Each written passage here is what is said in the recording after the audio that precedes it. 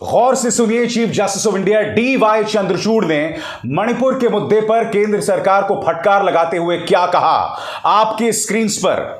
ऐसा लगता है कि संवैधानिक मशीनरी का पूरी तरह से ब्रेकडाउन हो चुका है। वहां कोई कानून व्यवस्था नहीं बची है। किस तरह से जांच इतनी सुस्त है, इतने लंबे समय के बाद FIR दर्ज की जाती है, गिरफ्तारी नहीं होती, बयान दर्ज नहीं किए जाते। आजाद भारत के इतिहास में सरकारों की जो निरंकुशता है, सरकारों की जो सुस्ती है, सरकारों की जो आपराधिक उदासीनता है, उस पर अक्सर कोर्ट्स ने सवाल किया है और मीडिया ने उसे जोरदार तरीके से उठाया। मगर मजाल है, chief Justice of India DY Chandrachud ने जो सवाल किए हैं मोदी सरकार से, ये सवाल आप किसी भी गोदी मीडिया में देख पाए। एक तरफ गोदी मीडिया दोस्तों chief Justice of India DY Chandrachud के सवाल नहीं उठा रहा, और दूसरी तरफ प्रधानमंत्री नरेंद्र मोदी पहुंच गए महाराष्ट्र में राजनीति करने। ये देखिए साहब, दगड़ू शेठ के मंदिर में अपना शीश झुकाने प्रधानमंत्री पहुंच गए। बहुत ही खूबसूरत नजारा। मगर मैं आपसे सवाल पूछना चाहता हूं कि क्या प्रधानमंत्री नरेंद्र मोदी बाद में दगड़ू शेठ के मंदिर नहीं जा सकते थे? क्या आज का दिन जरूरी था उनको वहां जाना?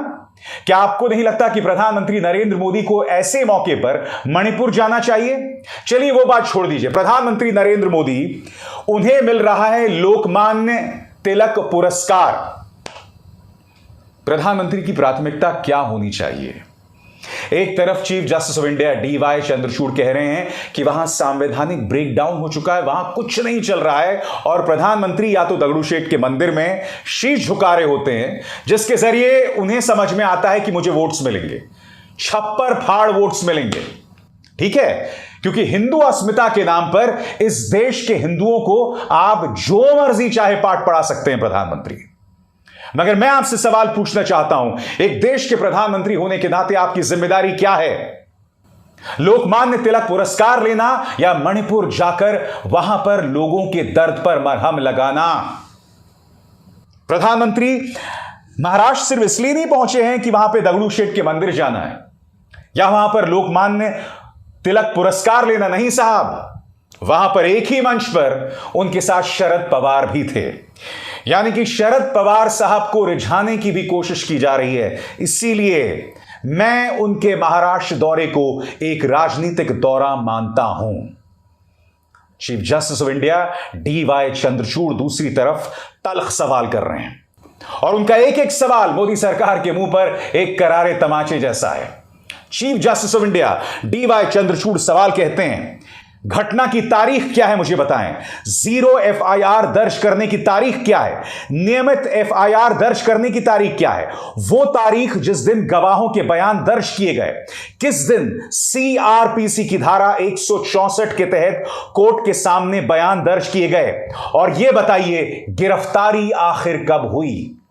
कांप रहे थे chief Justice of India DY Chandrachud के सामने सॉलिसिटर जनरल तुषार मेहता, क्योंकि चंद्रचूड़ साहब के पास सीधे सवाल थे, और उनमें से उनके सवालों का क्या जवाब था दोस्तों, आपके मन में यह सवाल जरूर होगा। आइए हाथ कंगन को आरसी क्या सामने। सुनवाई के दौरान चीफ जस्टिस ऑफ इंडिया ने कहा कि क्या 6000 केसेस की जांच होगी? जवाब में सॉलिसिटर जनरल तुषार मेहता कहते हैं 11 केसों की जांच हुई है। और इसके जवाब में चंद्रचूड़ कहते हैं, जब कानून व्यवस्था आम नागरिकों की सुरक्षा नहीं कर पा रही है तो कैसी व्यवस्था? आपकी रिपोर्ट और मशीनरी काफी आलसी और सुस्त है। स्थानीय पुलिस जांच कर रही है क्या? इन सवालों का जवाब मोदी सरकार के नुमाइंदे तुषार मेहता के पास नहीं था।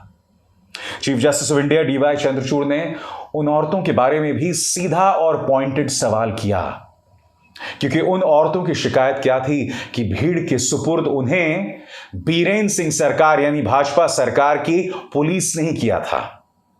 सुनिए चंद्रचूड़ ने किस तरह का पॉइंटेड सवाल उनसे किया। स्क्रीन पर चंद्रचूड़, वायरल वीडियो मामले में महिला का कहना है कि पुलिस ने ही उसे भीड़ के हवाले किया। क्या पुलिस के खिलाफ कुछ हुआ?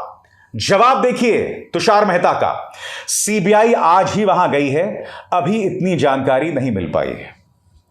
दोस्तों वो वीडियो आए हैं 1 हफ्ते से ज्यादा का वक्त हो गया है। या कम से कम 1 हफ्ता हो गया है।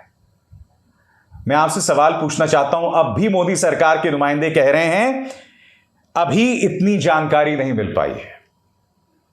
इससे पता चलता है कि गवर्नेंस को लेकर, काम करने को लेकर यह सरकार कितनी गंभीर है। आप समझ रहे हैं दोस्तों क्या हो रहा है? प्रधानमंत्री महाराष्ट्र में बैठकर सियासत कर रहे हैं और यहां उनके नुमाइंदे कोर्ट को कह रहे हैं कि हमें कुछ नहीं पता, अभी जानकारी नहीं मिली है। सीजीआई चंद्रचूड़ ने और किस तरह से रुस्वा किया आपके स्क्रीन पर।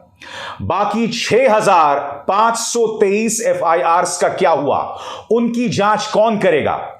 6,523 एफआईआर में कितने गिरफ्तार?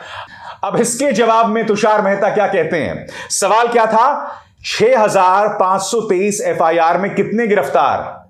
सॉलिसिटर जनरल कहते हैं 7। यह काम चल रहा है दोस्तों। कोर्ट 6,523 एफआईआर में सिर्फ 7 गिरफ्तार। तुषार मेहता कहते हैं नहीं, यह सिर्फ 11 एफआईआर से संबंधित है, बाकी इन एफआईआर में 2,052 गिरफ्तार हैं। 12,000 से ज्यादा लोगों को पूछताछ के लिए हिरासत में लिया गया है। मगर वो वीडियो जिसने भारत ही नहीं पूरी दुनिया को हिला दिया, उसके बारे में गौर कीजिए। सॉलिसिटर जनरल ने कहा कि अभी जानकारी नहीं है और इसी से नाराज हुए Chief Justice of India DY Chandrachud.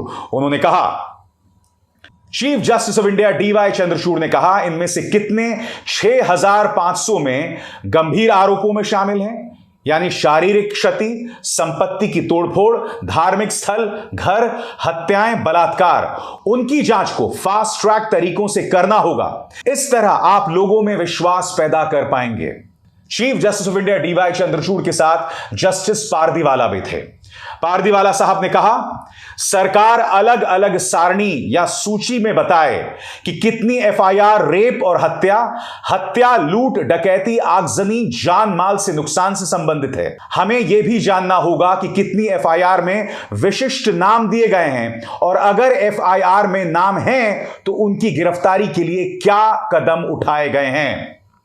दोस्तों मैं आपको बता दूं कि Chief Justice of India DY Chandrachud ने यह भी कहा कि हम हाईकोर्ट जजों की एक समिति पर भी विचार कर रहे हैं, यानी कि जैसे जैसे सरकार के जवाब आएंगे उसके आधार पर Chief Justice of India DY Chandrachud यह फैसला करेंगे कि इस मामले की जांच कैसे की जाए। और मामले की जांच कई सूरतों में हो सकती है।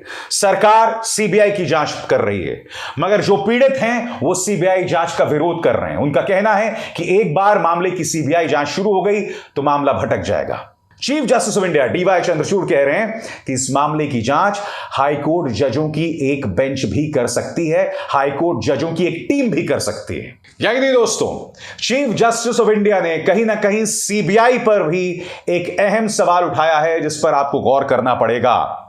Chief Justice of India Chandrachud ने कहा कि प्राथमिकता राहत, पुनर्वास, मुआवजा पर होगी। पूरे 6,000 से ज्यादा एफआईआर को सीबीआई को नहीं सौंपा जा सकता, सीबीआई निष्क्रिय हो जाएगी। हम इस तथ्य के बारे में स्पष्ट हैं कि 6,500 एफआईआर की जांच सीबीआई को सौंपना असंभव है। वहीं राज्य पुलिस को इसका जिम्मा नहीं सौंपा जा सकता। तो हम क्या करें, उस पर विचार करना होगा।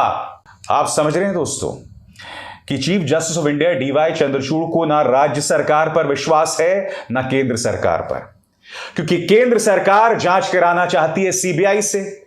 चंद्रचूड़ साहब ने साफ कह दिया है कि सीबीआई से जांच नहीं कराई जा सकती, व्यावहारिक दिक्कतें हैं, प्रैक्टिकल प्रॉब्लम्स हैं। और दूसरी तरफ राज्य सरकार में सुप्रीम कोर्ट को बिल्कुल भी विश्वास नहीं है। आज यह खबर मैं आपके सामने क्यों लेकर आया हूं दोस्तों? यह खबर मैं आपके सामने इसलिए लेकर आया हूं कि एक तरफ प्रधानमंत्री महाराष्ट्र में राजनीति कर रहे हैं और दूसरी तरफ Chief Justice of India DY Chandrachud कह चुके हैं कि ना मुझे बीजेपी की राज्य सरकार पर विश्वास है ना केंद्र सरकार पर विश्वास है, और बहुत जरूरी हो जाता है कि इस मामले की स्वतंत्र जांच हो। मगर इस सरकार को कोई फर्क नहीं पड़ रहा है दोस्तों।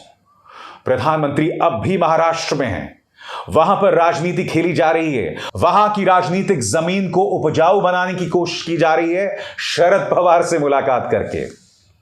मगर मजाल है जो मुद्दे देश के सामने हैं उसे प्रधानमंत्री संबोधित करें।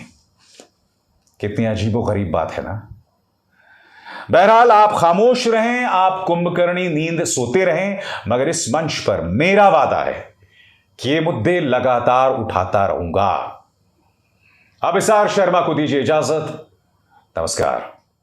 स्वतंत्र और आजाद पत्रकारिता का समर्थन कीजिए, सच में मेरा साथी बनिए। बहुत आसान है दोस्तों, इस ज्वाइन बटन को दबाइए और आपके सामने आएंगे ये 3 विकल्प, इनमें से एक चुनिए और सच के इस सफर में मेरा साथी बनिए।